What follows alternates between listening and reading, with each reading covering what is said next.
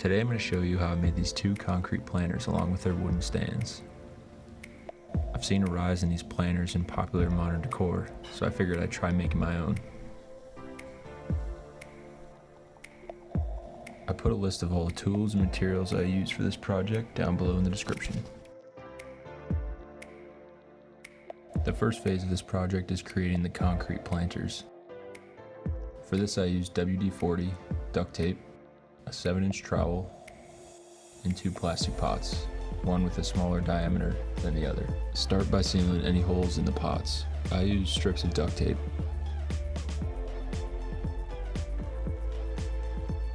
Next, spray a generous coat of WD-40 on the inside of the larger pot and on the outside of the smaller.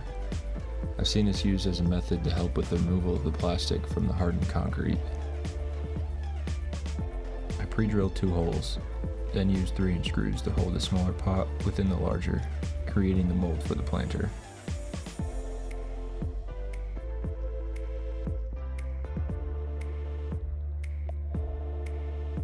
I used 1 bag of Quikrete Countertop mix. I filled the mixing tub with about a 1/2 inch of concrete mix before slowly adding water.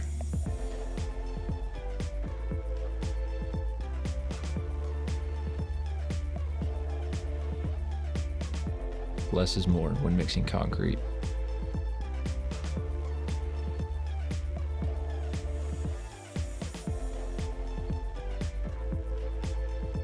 I got it to be the consistency of chunky oatmeal.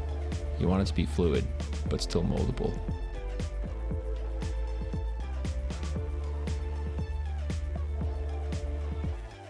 I used 2 batches to fill the mold up to the desired height. In between the 2 batches, I worked the mold by slapping and sifting it, in hopes of removing the air bubbles. I needed to add weight to the inner pot, as the concrete was naturally pushing it up. I then used my orbital sander, pushed up against the outside, hoping the vibrations would remove most of the air bubbles. I had enough leftover concrete to make a second mold, completely experimental. I let the concrete cure for 48 hours, and then I removed the molds.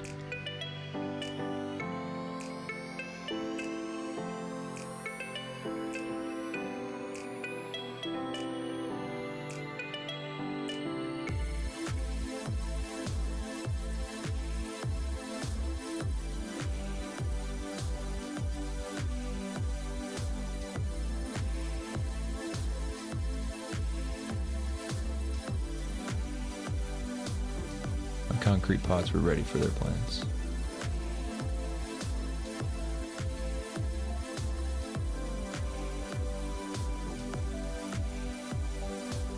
The second phase of this project is building the wooden stands for the pots. I had leftover 1 by 4-inch pine.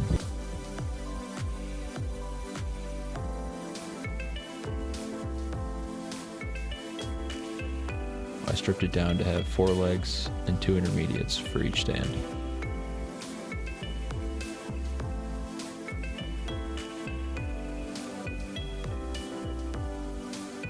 For the intermediate support, I used a lap joint to connect the 2 pieces. I found the exact middle of each piece.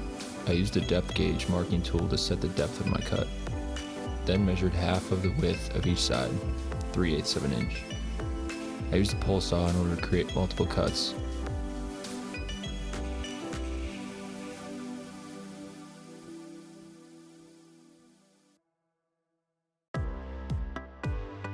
And then used a 1/8 inch chisel and file to clean out the joint.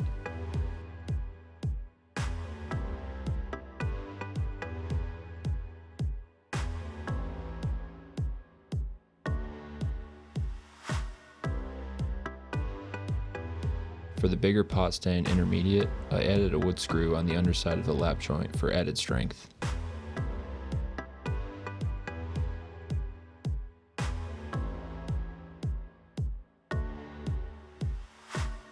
To measure the legs, I marked 1 leg at the length I wanted it to sit, then copied that to the other 3 using my square.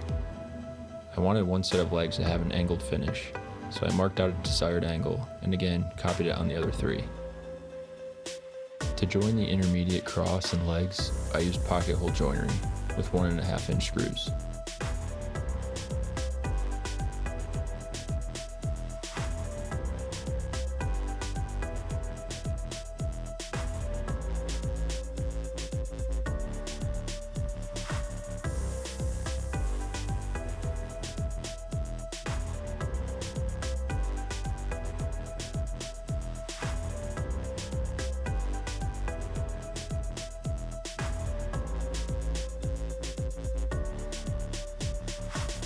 One of my lap joints was overcut, so I used wood glue and small scraps to shim the gap.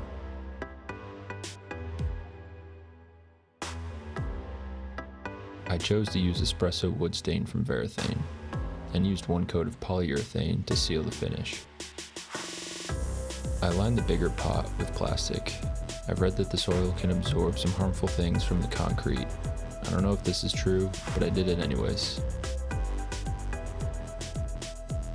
I made sure to use all of the soil that the plant came with before adding a top layer of new soil.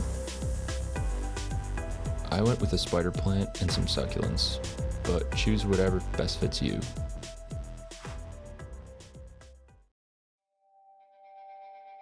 Thanks everybody for watching.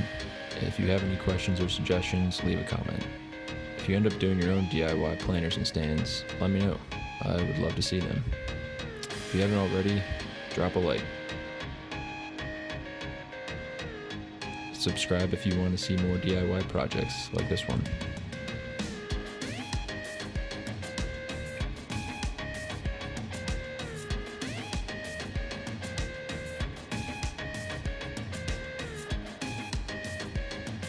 Follow me on Instagram.